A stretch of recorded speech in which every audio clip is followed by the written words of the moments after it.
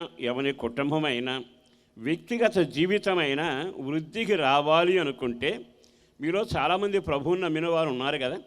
యేసుక్రీస్తు రక్తం ద్వారా కడగబడి దేవుని సొత్తయ్యాక అంటే పాపానికి బయటపడ్డారు, నరకానికి తప్పించబడ్డారు, మోక్ష ప్రవేశం మీకు కలిగింది. అంతవరకు బాగుంది. కానీ నీ వ్యక్తిగత జీవితంలో ఇన్ని కార్యాలు చేసిన దేవుని పట్ల వృద్ధి పొందాలి అంటే ఒక పని నువ్వు చేయాలి. దాని పని ఏమిటంటే, దాని పేరు ఏమిటంటే ఆయనను స్తుతించుట. యోధ అనగా స్తుతి.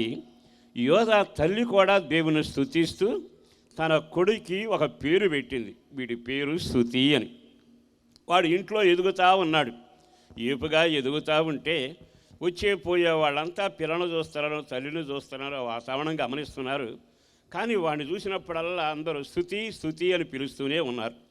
ఈ శుభవేళ మన వ్యక్తిగత జీవితంలో మనం కృతజ్ఞత కలిగి ఎప్పుడైతే నింపబడతామో మన జీవితంలో వృద్ధి మొదలవుతుంది. చాలాసార్లు దేవుని దగ్గర మేలులు పొందుతాం, కానీ ఆ మేలులకు తగ్గట్టుగా కృతజ్ఞత కలిగి ఉండం. కొన్నిసార్లు మన జీవితంలో కష్టాలు వచ్చినప్పుడు కన్నీళ్లు రాలుస్తాం. మనకు కాదు, దైవజనుడికి కూడా చెమటలు పట్టేట్టుగా ఉపవాస ప్రార్థనలు పెట్టేస్తుంటాం. అన్నీ బాగానే ఉంటుంది. దేవుడు కార్యం చేశాక, నీ శాపాన్ని కొట్టివేసి నీ జీవితాన్ని ఆశీర్వాదకరంగా మార్చాక ఆయనకి కృతజ్ఞత స్తుతి నువ్వు చెల్లించగలుగుతున్నావా? స్తుతి ఉన్న చోట అద్భుతాలు జరుగుతాయి. స్తుతి ఉన్న చోట పరలోకం తెరవబడుతుంది. బైబిల్లో ఉందిగా. మనం ఆరాధన చేసే దేవుడట ఇశ్రాయేలుల స్తుతుల పైన ఆసీనుడై ఉంటాడు. అంటే ఏ సంఘంలో స్తుతి ఉంటుందో, ఏ వ్యక్తి జీవితంలో స్తుతి ఉంటుందో అటు వారి స్తుతుల పైన పరలోకమందున దేవుడు దిగివచ్చి ఆసీనుడై ఉంటాడు. అంటే పరలోకమందున దేవుని భూలోకానికి తీసుకురావడం నీ వల్ల అవుతుంది అని బైబిల్ బోధిస్తుంది. కానుకిచ్చో, కనకమిచ్చో, గుడిగట్టో, గోపురం గట్టో ఆయన తీసుకురాలేం.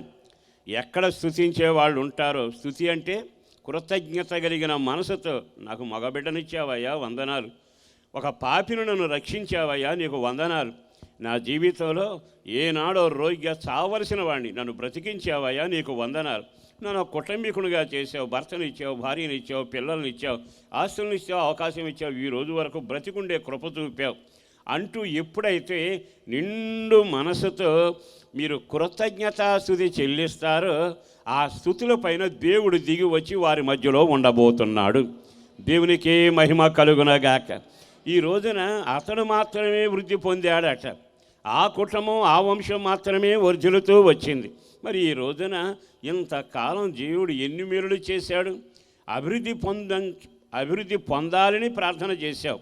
చాలాసార్లు అభివృద్ధి చెందేటట్టుగా దైవజనులతో ప్రార్థనలు చేశావు. కానీ ఎంతమంది దైవజనులు ప్రార్థన చేసిన అభివృద్ధి కనబడటం లేదుగా. ఎంతగా వాక్యం వింటున్నావు, చదువుతున్నావు, మందిరానికి వస్తున్నావు, వెళుతున్నావు, కానీ అభివృద్ధి కనబడకపోతే కారణం ఏంటంటే లోపం నీలోనే ఉంది.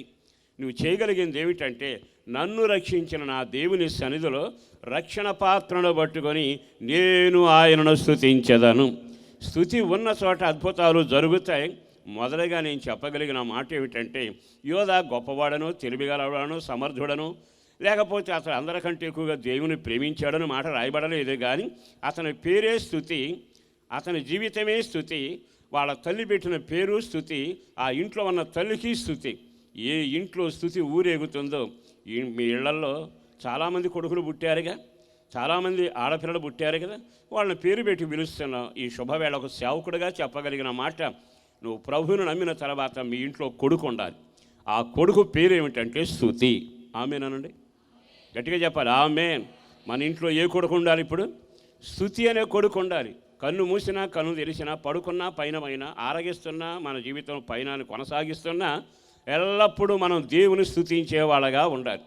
ఎప్పుడైతే మనం ఆయనను స్తుతిస్తూ ఉంటామో ఆకాశమందున దేవుడు దిగివచ్చి మన మధ్యలో సంచరిస్తాడు. నీ వెళ్ళే మార్గం వెలుగై ఉంటుంది, పట్టింది కలిసి వస్తుంది, పైన క్షేమంగా ఉంటుంది, బ్రతుకు ఆధారంగాను అన్యోన్యత, ప్రేమ, ఆప్యాయతల చేత నింపబడుతూనే ఉంటుంది. కనుక ఇంతవరకు జీవితంలో కృతజ్ఞత లేకుండా ఎవరైనా వ్యవహరించారు అనుకోండి, వాళ్ళ జీవితాల్లో మేలులు జరుగుతాయి, కానీ వర్ధిల్లడం జరగదు. 10 మంది కుష్ఠరోగులు ప్రభు దగ్గరికి వచ్చారు కదా. వచ్చిన వాళ్ళంతా మా కుష్ఠరోగాన్ని గురించి అంటూ చెప్పి స్వస్థపరచవా అని అడిగితే ఆయన ఏమన్నాడు? వెళ్ళండి, మీ దేహాన్ని యాజకుని కనపరచండి, మందిరానికి వెళ్ళండి అని. వారు వెళుతూ ఉండగానే బాగుపడ్డారు.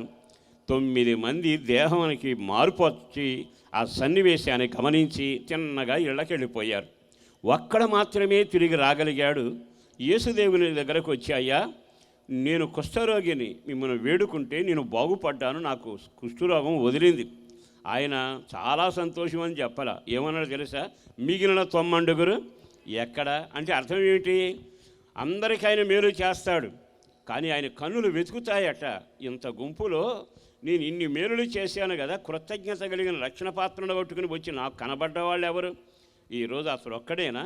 ఈరోజు కూడా మనం గమనించాల్సింది ఏమిటంటే, ప్రభువును నమ్మాం అంటున్నాం, మనకంతా తెలుసు అనుకుంటున్నాం, మరి దేవదేవుని నీ స్థుతులపై ఎందుకు నిలబెట్టుకోలేకపోతున్నావు?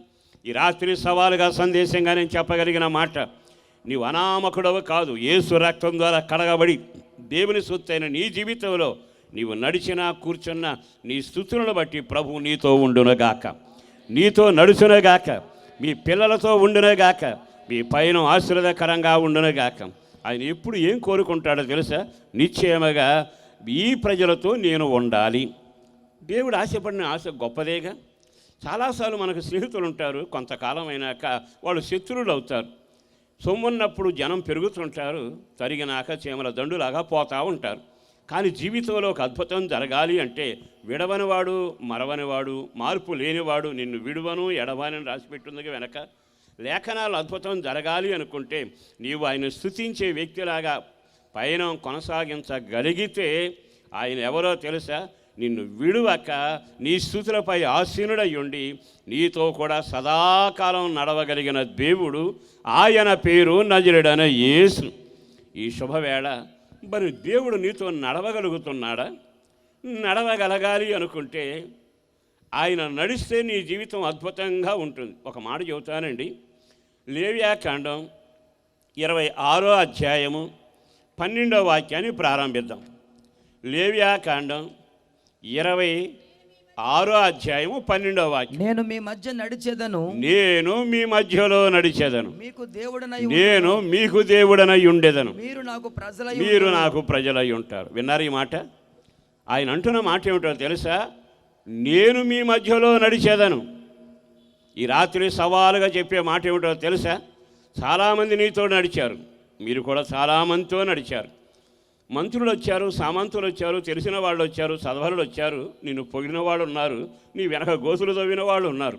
వీళ్ళందరితో నడిచావుగా. ఏం జరిగిందో నేను చెప్పక్కర్లా. కానీ ఈ రాత్రి ఆయన ఏమంటున్నాడో తెలుసా? నేను మీ మధ్యలో నడిచేదాను.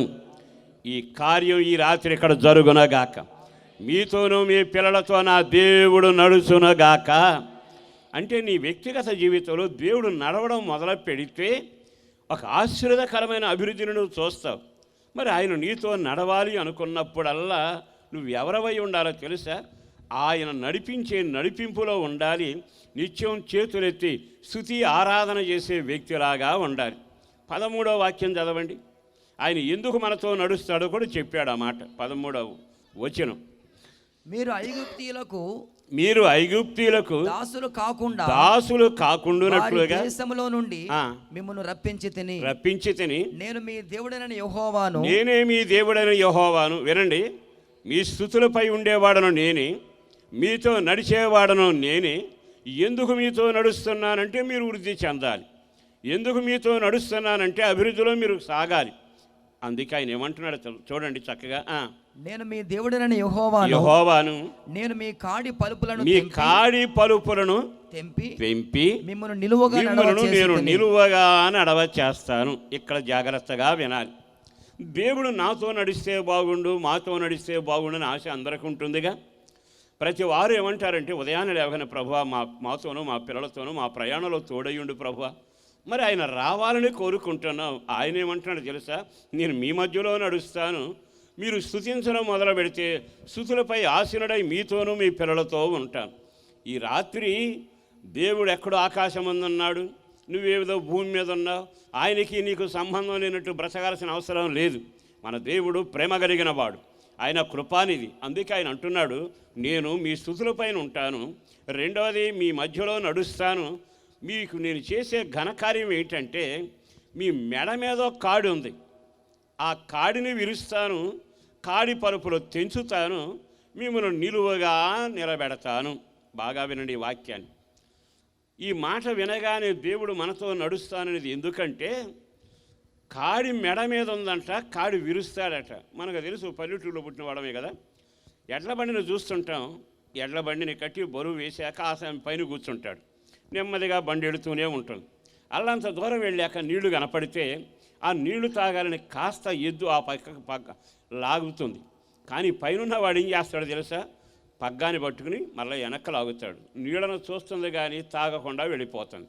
అక్కడ చూస్తే మేత కనపడుతుంది, కాస్త తిందామని ఆకలితోడు తిరిగిన పగ్గం పడతాడు, నెమ్మదిగా మళ్ళీ దారిలోకి వచ్చి వెళుతుంది. అంటే కాడి కింద ఉన్న ఎద్దు మేతను చూసింది, తినలేదు, నీడను చూసింది, తాగలేదు. అంటే కాడి కిందన ఎద్దు బలహీనత ఏమిటంటే ఆ కాడి తను ఎటు వెళ్ళనివ్వకుండా బంధించింది. ఈరోజు దేవుడు మనతో ఎందుకు నడుస్తున్నాడు? నీవు అభివృద్ధి పొందాలనే కదా. నిన్ను అభివృద్ధి పొందాలి అని కోరుకుంటే నీ వల్ల కావటంలా కాడి మెడ మీద ఉంది. ఆ కాడి మనిషిని ఎటు కదలలేకుండా బంధించింది. పైన కూర్చున్న ఆసామి ఎవడంటే అపవాది. ఈ రాత్రి ఒక సేవకుడుగా నేను చెప్పగలిగిన మాట, యేసుదేవుడు మనతో నడిచేది ఎందుకంటే ఆ కాడిని విరవడానికి. మా మెడ మీద ఏం కాడు ఉందని మీరు అనొచ్చు. బైబుల్ అంటుంది, పాపం అనే కాడి ప్రతి మనుషుని మీద ఉంది, దాస్యం అనే కాడి ఉంది, వ్యసనాలు అనే కాడు ఉంది, అసూయ అనే కాడు ఉంది, లోకానుసారమైన జీవితం అనే కాడు ఉంది. మీరు ఎవరికైనా ఆలోచన చూడండి, నేను కాడి కింద లేనని చెప్పగలరా? పాపపు కాడి ఉంది, దాస్యపు కాడి ఉంది, వ్యసనాల కాడి ఉంది, అక్రమం అనే కాడి ఉంది, భయంకరమైన లోకాశ కాడి ఉంది. ఇది నీ మెడ మీద ఉన్నంత కాలం నువ్వు స్వేచ్ఛగా నడవలేవు. సాతాను నిన్ను పట్టుకొని తన మార్గంలోనే నడిపిస్తూ ఉంటాడు. ఇప్పుడు యేసుదేవుడు కోరేది ఏమిటంటే ఇతడు వృద్ధిలోకి రావాలి, ఇతడు అభివృద్ధి చెందాలి. అందుకు నేనేం చేస్తాను అంటే నిశ్చయముగా వారి మెడ మీద ఉన్న కాడిని విరిచి ఆ పలుపులను తెంచి వీరిని నిలువుగా నడిచేట్టుగా నేను చేయబోతున్నాను. ఈ రాత్రి కార్యం ఇక్కడ జరగబోతా ఉంది.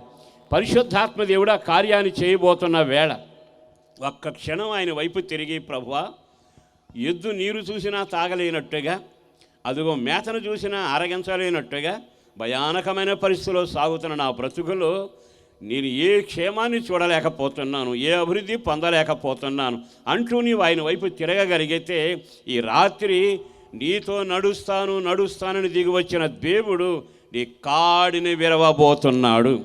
గట్టిగా ఒక్కసారి హల్లెలూయా చెప్పండి. హల్లెలూయా. కాడిని విరుస్తాడు, పలుపులను తెంచుతాడు. 2000 సంవత్సరాల క్రితం యేసు లోకానికి వచ్చాడు, సజీవుడిగా మనలాగా సంచరించాడు. ఆయన జీవిత యాత్రలో ముగింపు దినాన ఆయన నెమ్మదిగా సిలువకెక్కి ఆ కాడిని విరిచాడు, పాపపు కాడిని, మరణములు విరిచాడు, దాని తాళని తెంచాడు. ఓ రకంగా చెప్పాలి అంటే దాస్యము పాపం అనే దాడి నుండి, ఆ కాడి నుండి, ఆ నాశనా నుంచి మన దేవుడు ఆయన రక్తం ద్వారా మనకు విడుదల కలుగ చేశాడు. దేవునికే మహిమ కలుగునగాక. మీరు ఇంకా సంఘంలో ఉంటూ పాటలు పాడుతూ ప్రార్థన చేస్తూ కాడి కిందే ఉంటే, ఇంకా వ్యసనాల కిందే ఉంటే, ఇంకా భయంకరమైన లోకాశలలోనే ఉంటే, మీ జీవితంలో ఇంకా పాపను నిన్ను నీ ఇంటిని ఏలతా ఉంటే అభివృద్ధిని ఎక్కడ చూడగలవు? ఎందుకో ఈ రాత్రి పరిశుద్ధాత్మదేవుడు బహుతేటగా మాట్లాడుతున్నాడు. అతడు ఒక్కడే వృద్ధి పొందాడు, అతని వంశమే వర్ధిల్లింది, మిగిలిన వంశాలు వర్ధిల్లలేదు. వర్ధిల్లకపోవడానికి కారణం ఏంటంటే మనుషులు ఇంకా కాడి కిందే ఉన్నారు. గుడికి వచ్చినప్పుడేమో భక్తిగా ఉంటారు, బజార్లోకి వెళ్ళినాక బలపరుపుగా మారుతుంటారు. మీ వ్యక్తిగత జీవితంలో ఎవరికి వాళ్ళ మనస్సాక్షి పనిచేస్తుందిగా.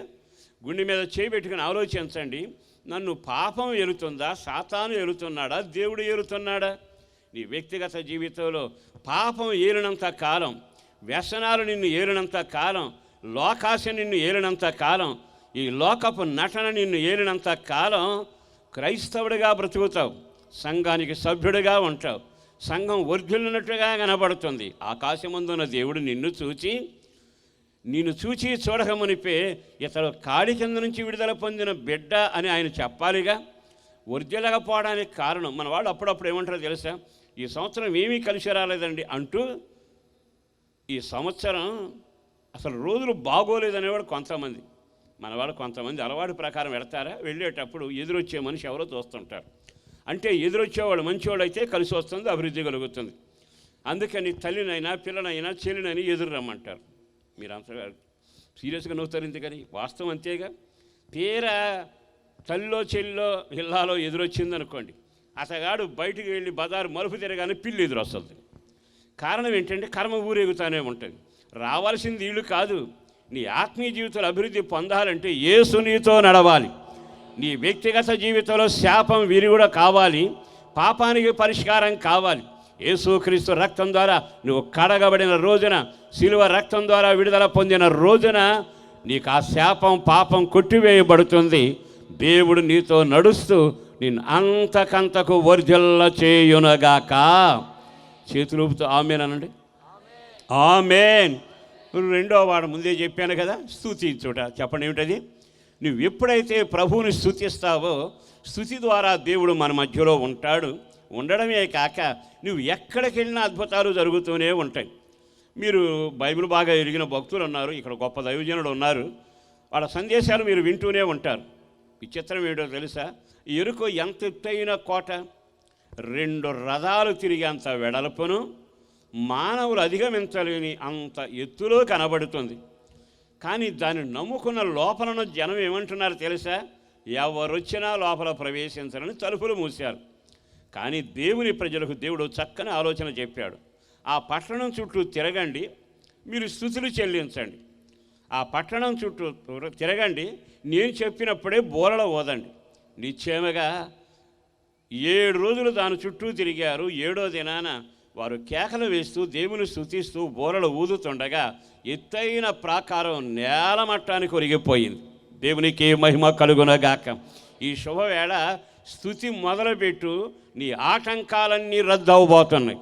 నీ కుటుంబానికి విరోధంగా లేచిన శాపమైన, నీ కుటుంబానికి విరోధంగా లేచిన నష్టమైన, నీ కుటుంబంతో చెలగాడదామని శత్రువు చేసిన పన్నాగాలైన పటాపంచలై నీ కళ్ళ ముందు నీ స్థితి ద్వారా అవన్నీ నేలమట్టానికి ఒరిగిపోవునగాక.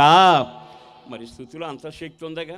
ఎరుకోను కూల్చినా, యోర్ధానును మార్చినా, రహదారిగా ఎర్ర సముద్రంలో నడిచినా వీళ్ళంతా మామూలు వాళ్ళు కాదుగా. ఈ శుభవేళ యోధా మాత్రమే, ఆ వంశం వాళ్ళు మాత్రమే వర్ధిల్లేను అనే మాట వినబడుతుంది.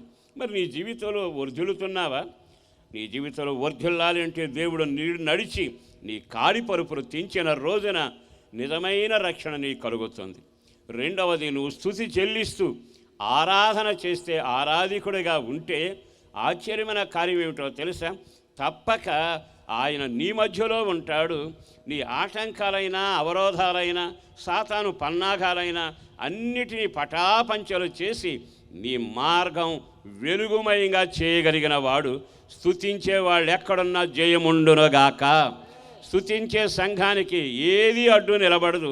అవన్నీ పటాపంచలై జీవితంలో భయంకరమైన శాపా నుంచి విడుదల పొంది క్షేమకరమైన మార్గంలో వెళ్ళగలిగిన వారు. నేను ఎరిగినంత వరకు నా సంఘానికి అదే నేర్పుతా. మీకు చాలా వరకు స్తుతి ఆరాధన తెలుసు. వేకునే లేవండి, వేకుజామున లేచి స్తుతి ఆరాధన మొదలు పెట్టండి. ఆ రోజంతా జరిగే కార్యాల్లో దేవుని సింహాసనం మీతో ఉంటుంది. ప్రతి చీకటి కార్యం లయపరచబడబోతుంది. జరగబోయే విపత్తుల నుంచి దేవుడు కాపాడుతాడు. స్తుతిలోనే శక్తి ఉంది, స్తుతిలోనే. మరి ఈ రోజున అట్టి స్తుతి కలిగి మన జీవితంలో రక్షణ పాత్రను పట్టుకుని నడిచి వెళ్ళాలిగా. అలా వెళ్ళగలిగితే నీ జీవితం దీవెనకరంగా ఉంటుంది. సరే, ఈ యోధా వృద్ధి పొందడానికి కాడి విడవబడిన అనుభవం, యోధా వృద్ధి చెందడానికి స్తుతించే అనుభవం, 3వ మాట కూడా చెబుతాను. యోధా ఎందుకు వర్ధిల్లాడు? ద్వితీయోపదేశ కాండం చాలా జాగ్రత్తగా వాక్యాన్ని చూడండి. చాలా తేటగా రాసిన వాక్యాన్ని మీరు చాలాసార్లు చదివిన మాటే. చివరి అధ్యాయంలో కొద్ద 33 అక్కడ ఒక మాట చాలా తేటగా రాయబడిందండి. 7వ వాక్యాన్ని చదువుదాం. యోధాను గూర్చి ద్వితీయోపదేశ కాండం 33వ అధ్యాయము యోధాను గూర్చి 7వ వాక్యంలో చదువుతున్నారు.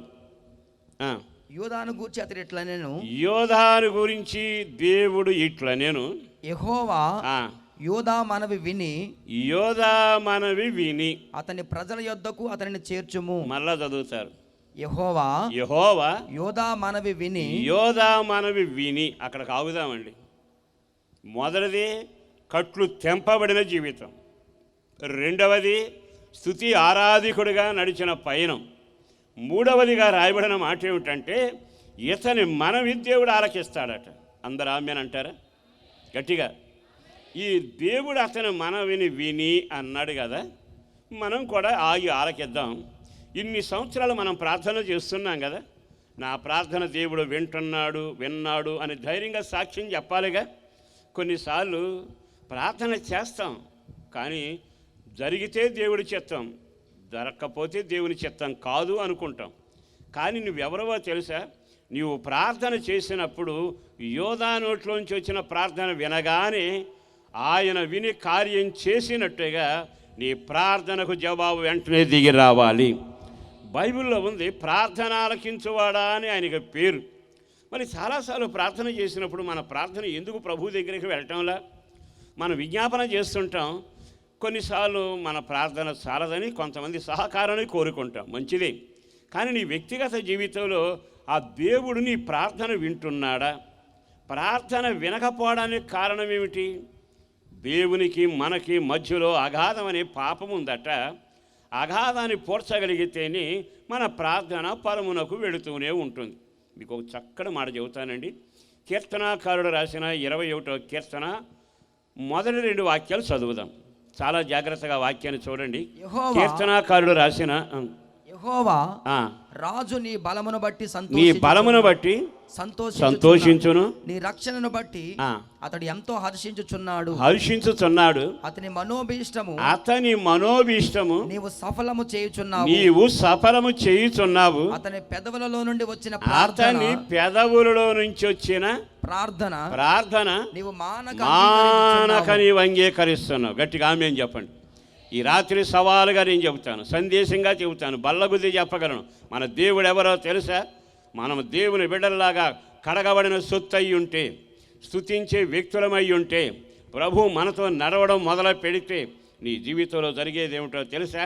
నీ పెదవుల నుంచి వచ్చిన ప్రార్థన మానక అంగీకరిస్తాడట. విన్నారు ఈ మాట? అంటే మనం ప్రార్థన చేసినప్పుడు ఆయన 8 విషయాలు ప్రార్థన చేసేవి ఈరోజు 2 చేస్తానులే అనడం. ఆయన ఎవరో తెలుసా? పెదవుల నుంచి వస్తే చాలండి, ఆ పెదవుల నుంచి వచ్చిన ప్రార్థన తప్పనిసరిగా కార్యం చేసి పెడుతుంది. మళ్ళా నేను చెబుతాను. చాలాసార్లు మనం అనుకునేది ఏమిటంటే మన పెదవులతో చేసే ప్రార్థన మనం మర్చిపోతాం. ప్రపంచంలో ఒక విచిత్రమైన కార్యం ఏంటో తెలుసా?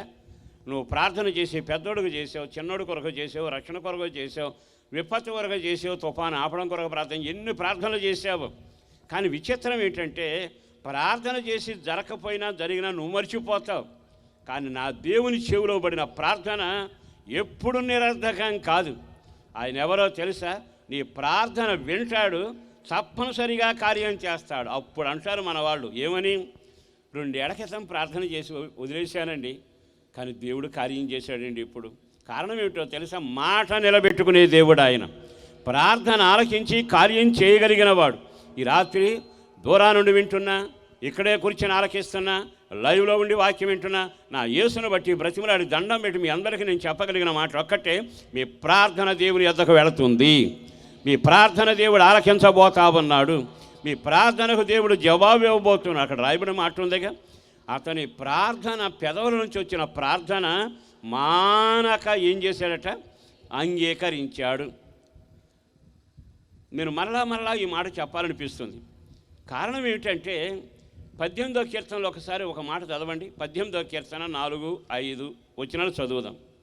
మరణ పాశములు నన్ను చుట్టుకొనగను, భక్తిహీనులు వరద పొర్లు వలె నా మీద పడి, భక్తిహీనులంతా వరదొచ్చినట్టుగా నా మీదకి వచ్చి పొర్లినను, బెదిరింపగను, పాతాళపు పాశము నన్ను అరికట్టగను, నన్ను అడుగు వేయకుండా పాతాళ తాళ్ళు నన్ను బంధించినను, మరణపు ఊరులు నన్ను ఆవరింపగను, సావు అనేది నా దగ్గరకు వచ్చి నన్ను బంధించినను. నా శ్రమలో నేను యెహోవాకు నాకు వచ్చినన్ని శ్రమలు ఎవరికి రాలా, నేను శ్రమలో వచ్చినాను, యెహోవాకు మొర్రపెట్టి తిని. విన్నారా? శ్రమలు వచ్చాయి, మరణపు ఉచ్చులు వచ్చాయి, వరదలు వచ్చాయి, ఉప్పెనలు వచ్చాయి, సమస్యలు వచ్చాయి, కన్నీళ్ళు వచ్చాయి, అడుగు తీసి అడుగేద్దామంటే మరణ పాశాలు అడ్డం పడ్డాయి. వెంటనే అతగాడు చేసిన ఘనమైన పని ఏమిటో తెలుసా? తనకు తెలుసు ప్రార్థన ఆలకించేవాడు ఉన్నాడు, నా పెదవులలోంచి వచ్చిన ప్రార్థన తప్పక అంగీకరిస్తాడు. అతడు వెంటనే దీనికి పరిష్కారం ఏమిటి అని ఆలోచించి రాజుల బలమైన, మంత్రశక్తి బలమైన వ్యక్తులనైనా లేకపోతే కొన్ని వాస్తులనైనా నమ్మలే అతగాడు. తిన్నగా నా దేవుని దగ్గరకు వెళతాను, నా శ్రమలో నేను దేవునికి మొరబెడతాను. మొర్రబెట్టాడండి. తర్వాత వాక్యం చదవండి. ఆయన తన ఆలయములో ఆలకించి నా ప్రార్థన అంగీకరించెను. విన్నారా? ఆయన పేరేమిటంటే ఆలకించే దేవుడు, అంగీకరించే దేవుడు. గట్టిగా చప్పట్లు కొడదాము. దేవునికే మహిమ కలుగునగాక. ఈ రాత్రి ప్రార్థన చేసి ఒరిగిపోయినా, ప్రార్థనలో కార్యాలు జరగకపోయినా, నా ప్రార్థన వలన ప్రయోజనం లేదనుకున్నా, పొరపాటు పడుతున్నావు, నీ పెదవుల నుంచి వచ్చిన ప్రార్థన తప్పక దేవుడు వింటాడు. కార్యం జరగడం ఆలస్యం అవుతుందేమో కానీ ఆయన కార్యం చేయడం మాత్రం ఆపడు. అక్కడ రాయబడిన మాట ఆలకించాడు, అంగీకరించాడు. నేను ధైర్యంగా చెప్పగలను, మీ పెదవుల నుంచి వచ్చే ప్రార్థన దేవుడు ఆలకిస్తాడు, అంగీకరిస్తాడు. అప్పుడప్పుడు కొంతమంది నాయకులు వస్తారు కదా, మీ విన్నపాలు చెప్పమంటే మన వాళ్ళు అర్జీలు ఇచ్చి వస్తారు. అన్నీ తీసుకుని అక్కడ పెట్టి చేస్తామని అంటారు. వాళ్ళు వెళ్ళిపోయినాక మనం చూస్తే మనం రాసిన అర్జీలన్నీ అక్కడే పడి ఉంటాయి. కారణం మన దేవుడు ఎవరో తెలుసా? నువ్వు చెప్పింది విడిచిపెట్టేవాడు కదా. ఆలకిస్తాడు. అరగంట చెప్పినా ఆలకిస్తాడు, గంట చెప్పినా ఆలకిస్తాడు, 10 నిమిషాలు చెప్పినా ఆలకిస్తాడు, కన్నీటితో చెప్పినా ఆలకిస్తాడు. ఆలకించిన వాడు చూద్దాంలే అనడు, అంగీకరిస్తాడు. అంగీకరించిన వాడు ఏం చేస్తాడో తెలుసా? నీ కొరకు 10వ వాక్యం చదవండి. కెరూబుల మీద ఎక్కి ఆయన ఎగిరి వచ్చెను. ఎగిరి నీ దగ్గరకు రాబోతామన్నాడు. ఈ రాత్రి అద్భుతాలు జరగబోతున్న రాత్రి. ఈ రాత్రి నీ ఆత్మీయ జీవితంలో ఉన్నత కార్యాలు జరగబోతావని నేను చెప్పగలిగిన మాట ఏమిటంటే, అతడు ఎందుకు వర్ధిల్లాడు? యోధా వంశమే ఎందుకు వర్ధిల్లింది? మిగిలిన వాళ్ళ వంశాలు ఎందుకు వర్ధిల్లలేదు? వాళ్ళు వీళ్ళు ఒక కుటుంబ సభ్యులే, ఒక రకంగా యాకోబు సంతానమే, యోధా గోత్రంలో పుట్టిన వాళ్ళే, రకరకాల వంశంలో ఎదిగిన వారే. కానీ ఆ వంశం, ఆ కుటుంబం, ఆ వ్యక్తి ఎందుకు వర్ధిల్లాడు, ఎందుకు వృద్ధి చెందాడు? ఎప్పుడైనా ఆలోచించావా? నీ వర్ధిల్లడానికి బలమైన రహస్యం ఏమిటంటే ప్రార్థనా జీవితము. అక్కడ రాయబడిన మాట, యోధ మనవి చేశాడట, దేవుడు ఆలకించాడు. మరి ఈ రోజున వృద్ధి చెందాలి అని ఆశపడుతున్నావుగా? కడగబడి కట్లు విప్పబడి కాడి విరిగిందా? నువ్వు వృద్ధి చెంది అభివృద్ధి పొందాలని ఆశపడుతున్నావుగా? దేవునికి స్తుతుల సింహాసనం వేసి ఆయన నీ దగ్గరకు తెచ్చుకున్నావా? నీ జీవితంలో వృద్ధి పొంది అభివృద్ధి చెందాలని ఆరాటపడుతున్నావుగా? అలాంటప్పుడు నీ జీవిత అనుభవాల్లో ప్రార్థన బలిపీఠం ఎలా ఉంది? కొంతమంది ఉంటారు, వాళ్ళ జీవితంలో ప్రార్థన నడవదండి. మరొక మాట చెప్పనా? కొంతమంది ప్రార్థన చేస్తారు, పెదవులతో పలుకుతారు, హృదయాన్ని కదిలించగలిగిన ప్రార్థన చేయగలగాలిగా. కన్నీడి ప్రార్థన ఎక్కడుంటుందో కరుణామైన హస్తం అక్కడ దిగి వస్తుంది. మరి ఈ రోజున కన్నీడి ప్రార్థన లేక, దేవుని పాదాలు పట్టుకుని ఏడ్చే అనుభవం లేక మన వాళ్ళు వస్తారు. ఏమనుకోబాకండి, మీరు నాకు కాబట్టిన వాళ్ళేగా. దేవుడు ఎప్పుడు గుర్తొస్తాడో తెలుసా? కడుపు ఉబ్బినప్పుడు. డాక్టర్ గారికి తీసుకెళ్ళిపోండి అన్నాడా, అప్పుడు గుర్తొస్తాడు దేవుడు. ప్రార్థన గుర్తొస్తుంది. కొంతమంది ఉంటారు, వాళ్ళ జీవితంలో పక్కనోళ్ళ కార్యాలు జరిగి మనకు జరగకపోతే ఏడిచేందుకు అప్పుడు కన్నీళ్ళు మొదలవుతాయి.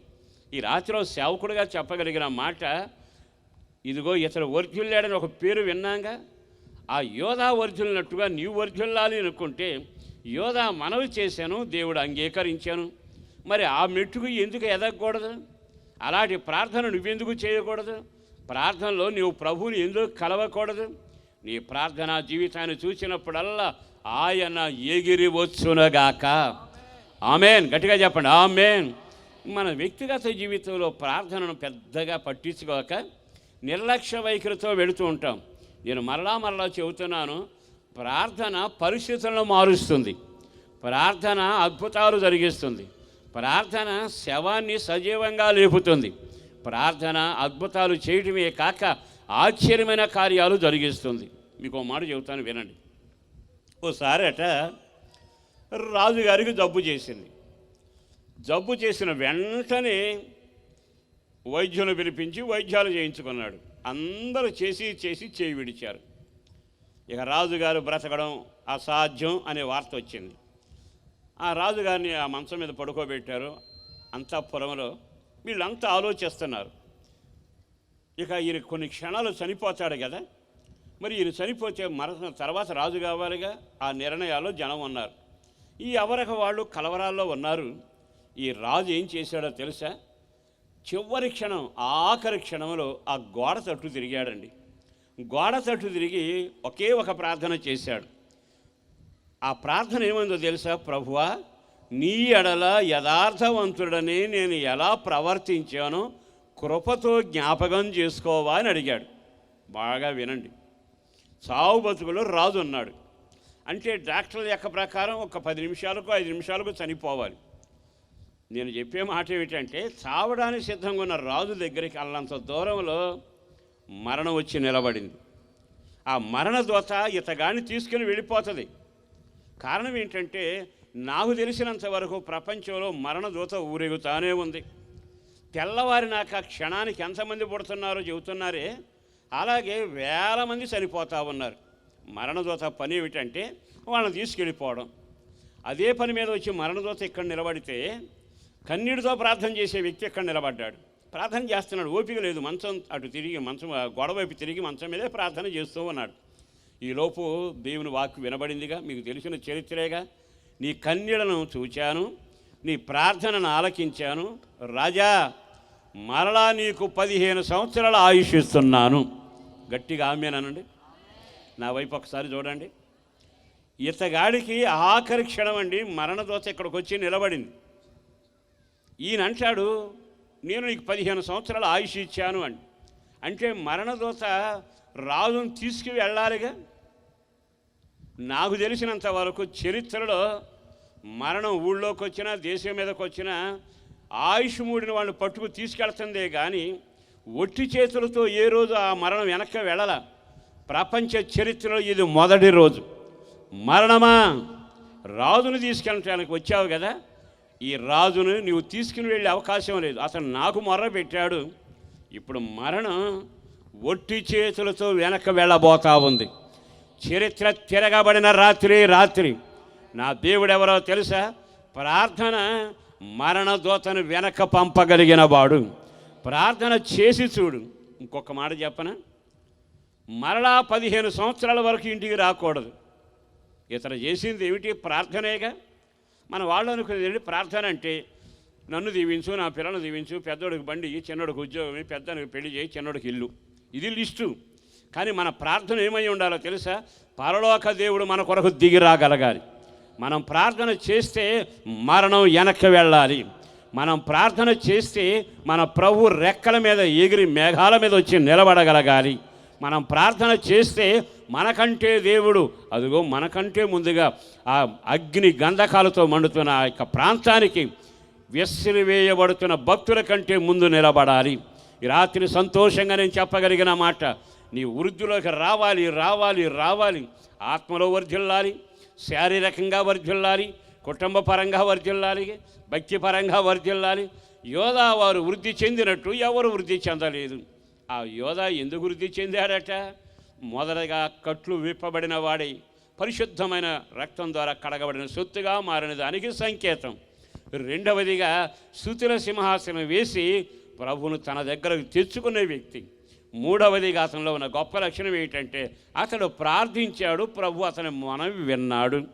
మరి ఈరోజు ఈ మాటలు విన్నాకైనా రాజు గోడ తట్టు తిరిగి చిన్న ప్రార్థన చేస్తే మరణం 15 సంవత్సరాలు వెనక వెళ్ళిందే. నీ ప్రార్థన శక్తి నీకు అర్థమవుతుందా? ఏదో అనామకంగా 5 నిమిషాలు ప్రార్థన చేసుకోవడం. మన వాళ్ళు ఈ మధ్య బాగా తెలివి గలవాళ్ళు. స్నానం చేసుకోగానే అర్జెంటుగా వచ్చి క్యాలెండర్ దగ్గరికి నిలబడతారు. ఇప్పుడు క్యాలెండర్లు ఎక్కువైనాయిగా, అందులో ఒకే వాక్యం ఉంటుంది, ఒకే లైన్. ఆ ఒక్క వాక్యం చదువుకుని బైబిల్ పూర్తి చేసినట్టుగా అమ్మయ్య వందనాలు ప్రభు వెళ్ళి వస్తాను. బైబిల్ చదివితే కష్టం, వాక్యం చేస్తే టైము. అందుకని క్యాలెండర్ వాక్యం చదువుకుని ఈరోజు ఏముంది, ఈరోజు వాగ్దానం ఉందా, అయిపోయింది. నేను చెప్పేది ఏమిటో తెలుసా? నువ్వు ప్రార్థన చేస్తే ప్రభువు నీ ముందు కనబడాలి. ప్రార్థన చేస్తే ఎగిరి రావాలి. ప్రార్థన చేస్తే నీ పెదవుల నుంచి వచ్చిన ప్రార్థన అంగీకరించాలి. నువ్వు ప్రార్థన చేస్తే మరణాన్నైనా వెనక్కి పంపాలి. చేతులు హల్లేలూయా అని చెప్పండి. దేవునికే మహిమ కలుగునగాక. మరి ఈరోజు నా ప్రార్థనా జీవితం లేకపోతే నువ్వు ఎలా వర్ధిల్లగలుగుతావు? నా యేసును బట్టి బ్రతిమలాడుతూ దండం పెడి చెబుతున్నాను, తప్పనిసరిగా యోధాకున్న ప్రార్థన అనుభవం నీకుండునగాక. తర్వాత వాక్యం చదవండి అదే అధ్యాయంలో. యోధా బాహుబలం అతనికి సాలునట్లు చేసి, చదవను, ద్వితీయోపదేశకాండం 33:7 యోధా బాహుబలం అతనికి చాలునట్లుగా చేసి అతని శత్రువులకు విరోధముగా నీవు అతనికి సహాయుడవై ఉందువు. ఒక మాట చెప్పాలండి, బాగా వినండి. ఇతను ప్రార్థన చేస్తున్నాడట. యోధా ప్రార్థన చేస్తూ ఉంటే దేవుడు దిగొచ్చాడట. వచ్చి ఏం చేశాడో తెలుసా? శత్రువులకు విరోధంగా నీవు అతనికి సహాయం చేశావు. శత్రువుల ముఖంతా ఇక్కడ కమ్ముకున్నారు, ఎదురుగుండా శత్రువులు ఉన్నారు. ఇతడేం ప్రార్థన చేస్తా ఉన్నాడు. ఆకాశమందున దేవుడు వచ్చాడట. ప్రార్థన అంటే ప్రభు కదులుతాడు. కన్నీడి చరిత్ర అంటే ఎగిరి వస్తాడు. రోదన వింటే పరుగెత్తుకుని వస్తాడు. కన్నీడి ప్రార్థన ఆయన కదిలించగలిగింది. నెమ్మదిగా వచ్చాడా? యోధా ప్రార్థన చేస్తున్నాడు. యోధా చుట్టూ శత్రువులు ఉన్నారు. దేవుడు వచ్చి అతనికి సహాయం చేయటానికట తన చెయ్యి అలా పైకెత్తాడట. విచిత్రం ఏమిటో తెలుసా? యోధా శత్రువులకు దేవుడు విరోధంగా చెయ్యి పైకెత్తాడు. ఈరోజు సంబరంగా నేను చెప్పగలిగిన మాట, సంతోషంగా చెప్పగలిగిన మాట, నీకు ఏ శత్రువు ఉన్నా నువ్వు ప్రార్థన చేయడం మొదలుపెట్టి చూడు, ఆయన నీ పక్షాన నిలబడి నీ కొరకు చెయ్యి ఎత్తునగాక. గట్టిగా చెప్పడు ఆమేన్. ఆయన చెయ్యి ఎత్తాడండి ఇతనికి సహాయం చేయడానికి. అంటే నువ్వు ప్రార్థన చేసినప్పుడల్లా దేవుడు ఎందుకు వస్తాడో తెలుసా? నీకు సహాయం చేయడానికి వస్తాడు. అయ్యా ఎంతమంది శత్రువులు ఉన్నారయ్యా, కంగారు పడబాకు, నేను చెయ్యి పైకి ఎత్తబోతున్నాను. మీకు ఇంకో మాట చెప్పనా? ఇస్సాకు బావులు తవ్వినప్పుడు జనం గొడవ పడ్డారు. కొంతమంది బావులు పూడ్చారు.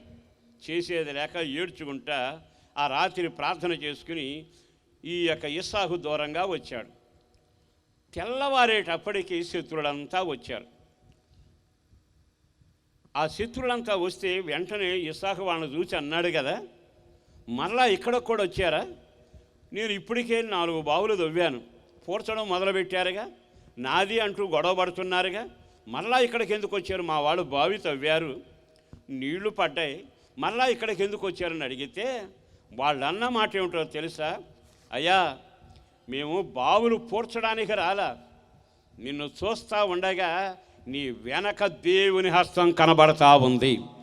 మేము కన్నులెత్తి చూచాము, బావిలు పూడ్చాము ఇంతకాలం, కానీ గత రాత్రి నువ్వు ప్రార్థన చేశావు, దేవుడు నీకు దర్శించాడు. దాని ఫలితం మేము చూస్తుండగా ఆయన చెయ్యి నీ వెనక కనబడుతుంది. వాళ్ళంతా వచ్చారండి. వచ్చి ఆ మాట చెబుతుంటే ఆశ్చర్యంగా ఆ ఇస్సాకు చూస్తున్నాడు. వెంటనే వాళ్ళు ఏమన్నారో తెలుసా? తెలియక ఇంతకాలం నీ బావిలు పూడ్చామయ్యా, తెలియక ఎంతకాలం నీకు విరోధంగా మాట్లాడామయ్యా, తెలియక ఎంతకాలం నీ జీవితంతో ఆటలాడాం. దేవుని హస్తం నీ వెనక కనబడుతుంది. దేవుని హస్తం నీకు తోడై ఉన్నట్టుగా మేము కన్నులారా చూచాం. ఇప్పుడు గొడవకు రాలేదు కానీ సంధికి వచ్చాం అనగానే ఇస్సాకు సంతోషపడి వాళ్ళందరికీ భోజనాలు పెట్టి సమాధానంతో వాళ్ళని పంపించాడు. ఈ రాత్రి సంతోషంగా చెప్పగలిగిన మాట చెప్పనా? మీ జీవితంలో చాలామంది శత్రువులు నీకు ఉండొచ్చు, రకరకాల సమస్యలు ఉండొచ్చు. శత్రువు అంటే పక్కింటోడు కాదు, మనకు ఒకడే శత్రువు, వాడి పేరు అపవాది. ఇంకొక మాట చెప్పాలి అంటే అనారోగ్యం అనే ఒక శత్రువు వస్తాడు. నువ్వు ఎంత సంపాదించినా మిగలకుండా చిల్లు సంచిలో వేసేవాడు వస్తాడు, ఆడొక శత్రువు. నువ్వు ఎంత మంచి సాక్షిగా బ్రతికినా నీ జీవితాన్ని, నీ సాక్ష్యాన్ని చెడగొట్టేట్టుగా నీ మీద నిందలు బురద జల్లే శత్రువు వస్తాడు. ఈ రాత్రి నేను చెప్పగలిగిన మాట, నీకైనా నీ పిల్లలకైనా నీ కుటుంబానికైనా సాతాను శత్రువై నిలిచి ఎన్ని కార్యాలు చేసినా కంగారు పడబాకు. దేవుడు నీకు ఇచ్చిన గొప్ప భాగ్యం ఏమిటో తెలుసా? ఇస్సాకు లాంటి ప్రార్థన ఉండునగాక, యోధా లాంటి ప్రార్థన నీకుండునగాక. వాళ్ళు ప్రార్థన చేశారు, దేవుని హస్తం వచ్చి అలా వాళ్ళ వెనక నిలబడింది. వాళ్ళు వచ్చి ఏమంటున్నారు తెలుసా? అయ్యా ఇక ఎన్నడూ నీకు విరోధంగా కార్యం చెయ్యం, ఎన్నడూ నీకు విరోధంగా కార్యం చెయ్యం. నా యేసును బట్టి బ్రతిమలాడుతూ దండం పెడి చెబుతాను, ఒక చిన్న మాట చెబుతాను వినండి. నేను ఒక పోలీస్ ఆపరేటర్ కొడుకుని, మా నాన్న ఉద్యోగస్తుడు. ఆ తర్వాత మా పినతనులు తెలంగాణలో ఉండి పోలీస్ డిపార్ట్మెంట్లో పనిచేసేవాళ్ళు. విచిత్రమైన అనుభవం ఏంటంటే మా నాన్నగారు వాక్యం వినడానికి వెళ్ళి మారు మనసు పొంది క్రైస్తవుడయ్యాడట.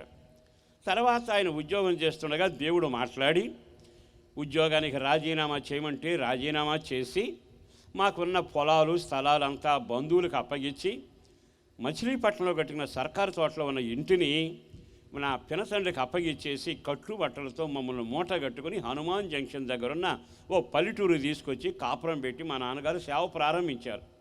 ఆ సేవ ప్రారంభించాక పడరాని కష్టాలని మేము పడాల్సి వచ్చింది. విచిత్రం ఏమిటో తెలుసా, ఆ రోజుల్లో చాలా కష్టతరమైన సేవ మా నాన్న చేశాడు. తినడానికి తిండి లేక, కట్టడానికి బట్ట లేక జీవితంలో వ్యధ చెందాను. మరొక మాట చెప్పాలి అంటే కాళ్ళకు చెప్పులు ఉండేవి కాదు, పుస్తకాలను ఒకసారి కొనేవాడు కాదు, ఒంటి మీద బట్టలు ఉండేవి కాదు. కారణం మా నాన్న ఉద్యోగం అనుకుని పొలాలు వదులుకుని సేవ అని బయలుదేరితే దరిద్రం మమ్మల్ని వెంటాడింది. నేను అనుభవించిన సేవ కష్టాలకి నిదర్శనం ఏమిటో చెప్పనా, ఒకే నిక్కరు ఒకే షర్టుతో సంవత్సరం పాటు హై స్కూల్లో చదివా నేను. నాకు మిత్రులు లేరు, బయటికి వెళ్ళే పని లేదు, ఎవరిని కలిసే పని లేదు. అట్లా బాధలు పడితే మా అమ్మ సమాధానించి, అయ్యా దేవుని సేవరా, దేవుడు ఆశీర్వదిస్తాడరా, కంగారు పడబాకరా అని ఎంతగానో అసలు చెప్పేది. కడుపు నిండుతుంటేగా, కడుపు ఏం మాడుతూ ఉండేది. వాళ్ళు మాత్రమే మంచినీళ్ళు తాగి మాకు అన్నం పెట్టేవాళ్ళు. కానీ ఎంత బాధ అనుభవించామో.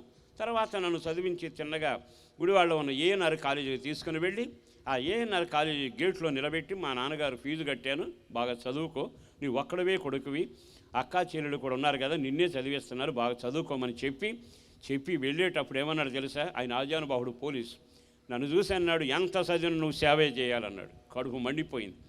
ఆయన చేసిన సేవకేగా ఒంటి నిండా బట్టలేదు, కంటి నిండా నిద్ర లేదు, తినటానికి తిండి లేదు. అప్పుడు అనుకున్నాను, నేను చెప్పే ధైర్యం లేక నేలకు చూసి చెప్పాను. ఏమని తెలుసా, అయ్యా బతికొండగా లారీ క్లీనర్గానే వెళ్తానే కానీ పొరపాటున సేవ చేసి మా నాన్న చేసిన తప్పు నేను చేయను. తర్వాత నాన్న వెళ్ళిపోయాడు, నేను కాలేజీకి వెళ్ళిపోయాను, చదువులు బాగా రంగంలో వర్జులుతూ వచ్చాను. ఒక రోజు ఇంటికాడ నుంచి కబురు వచ్చింది. ఏమిటంటే మా నాన్న తిని తినక ప్రయాసపడి ఆ సేవలో నలిగిపోయి అస్థి పంజరమై మంచాన పడ్డాడు. వెళ్ళేటప్పటికి సావు బతుకులో ఉన్నాడు.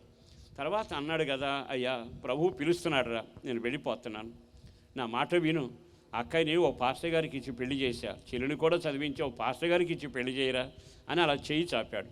నేను ఆ చేతిలో చేయి వేస్తుండగా, నా కుమారుడా నా మాటని సేవ చేయరా అన్నాడు. ఆయన మాట ముఖమునిపే చనిపోయాడు. పరిస్థితులన్నీ దారుణం అయిపోయాయి. ఒక పక్కన దరిద్రం వెళుతూ ఉంది, అయిన వాళ్ళు దూరం అయ్యారు, ఆస్తులు లేకపోయాయి, ఉండటానికి ఇల్లు లేదు, కప్పుకోవడానికి దుప్పట లేదు, భయంకరమైన బాధలు పడుతూ ఉండగా జరిగిన విచిత్రమైన అనుభవం ఏమిటో తెలుసా, ఇక నాకు దేవుడు శత్రువు అయ్యాడు. దేవుడు నాతో ఆటలాడుతున్నాడు. చేసేది లేకపోతే బంధువులు వచ్చారు, సతంగాలు ముగించి వెళ్ళిపోయారు. ఇక మా చెల్లి, నేను, తల్లి పడున్నాం. ఆ బాధను చూడలేక మన పినతండ్రులు తెలంగాణ తీసుకెళ్లారు. నిజామాబాద్, ఆర్మూరు ఆ ఏరియాలో చాలా కాలం ఉన్నాను. అక్కడికి వెళ్ళాక పోలీసు ఇంటర్వ్యూలు అన్నిటికీ నన్ను తీసుకెళ్లారు.